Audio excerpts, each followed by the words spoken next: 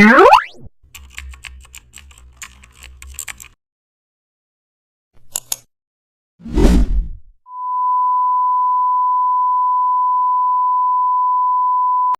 well-designed card can stand out instantly when its background texture quietly reinforces professionalism and style. How to design business card pattern backgrounds. Launch Photoshop and create a square document around 1500 pixels so details remain sharp when scaled down. Draw a minimal motif using the pen or shape tool and position it neatly on the canvas.